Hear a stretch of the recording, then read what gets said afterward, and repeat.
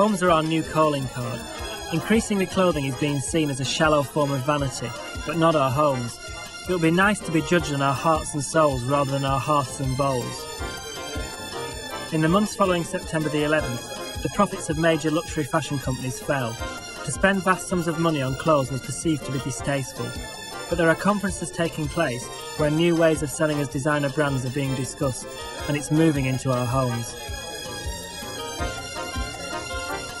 There's something very, very vulgar and actually morally reprehensible in the face of what happened, of going out and making expensive purchases. People still had the money that they wanted to spend and they wanted to show in different ways, but actually what people were doing was that they were finding inner-directed ways of expressing it. And this came out in this trend nurture. It meant that people were prepared to spend money perhaps in the home, on their furniture, on things that wouldn't be necessarily flashing around for other people to see, but was for their own comfort. The designer industry has found the areas where most of our disposable income is spent. We want luxury and style in our homes, and we're prepared to pay for it. The major property developers have cottoned onto this, and we should be wary. Houses don't seem to be built anymore. They're increasingly being designed, with the word design being used to hike up prices, over and above improving our lives.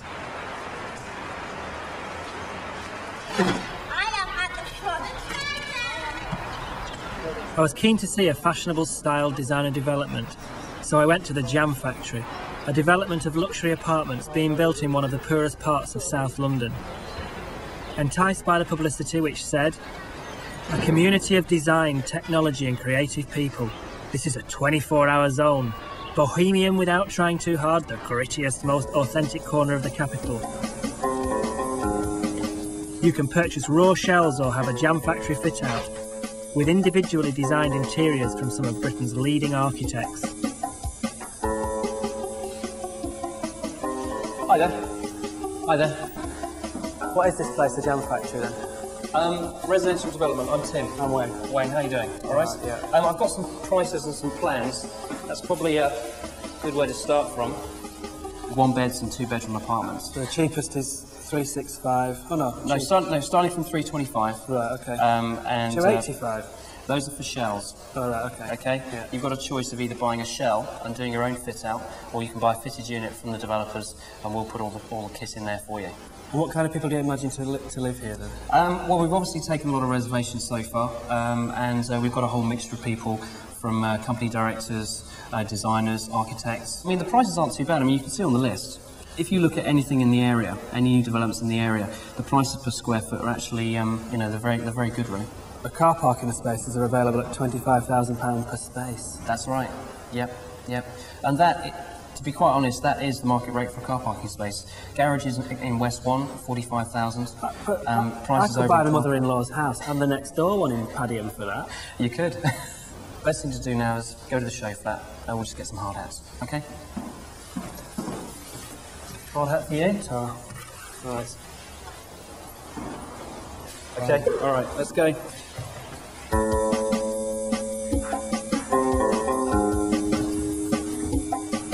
Tim was giving me the hard sell. He says there will be a mixture of people living here. Unlikely. This is another gated community of wealthy people, shutting themselves off from those around them and building more social division. This is a two-bedroom, two-bathroom apartment. And all this comes with it, does it then? Yeah, this is a completely designed flat. Everything's fitted in. You've got space and plumbing for a washing machine, and then here, fridge freezers. So you've got all your drinks and everything else in there. So it's a high specification. I think if you were to look at anything else in the area, I mean, this really is a very high spec. If I were going to spend this much money, I'd expect better finishes than this.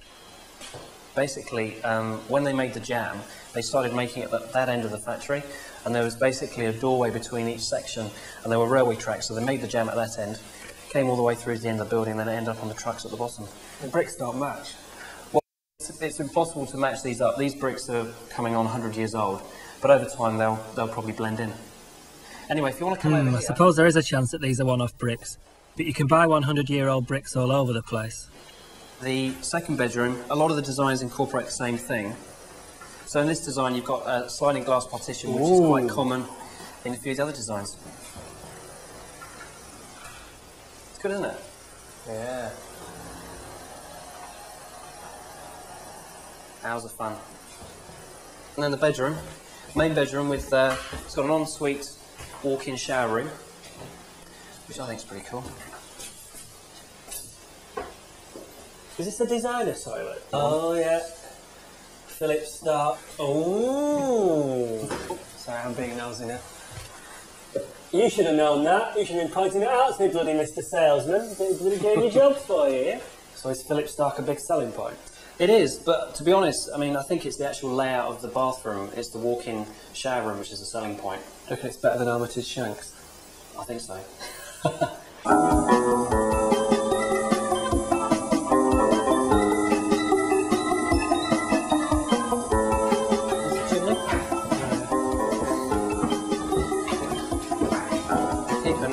Tim took me onto the penthouse roof garden to see if I'd be impressed by the great views over London, and then to meet one of the designers who you could choose to design your apartment.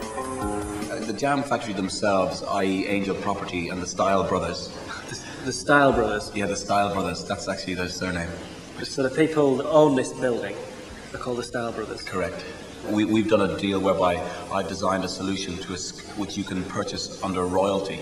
I've designed it for the Jam Factory, and then if you purchase a flat, you can have that fit out, or you can work with me individually, and that's what David's done upstairs in the penthouse. But this is for rich people, isn't it? No, because I think everybody who comes to London is here to earn money. Do you think it's going to be a community? I'd say 60% of the people don't want community when they live in big cities. To me, this development with its locked gates and security cameras will be like living in a prison. It's like a John Carpenter film version of A Future Gone Wrong, where society has become more polarised. I kept trying to look over the great sights of London, but all I could really see was this. As a place to live, I'm sure it would be empty of humanness, just like the padlocked, broken playgrounds on the estates next door.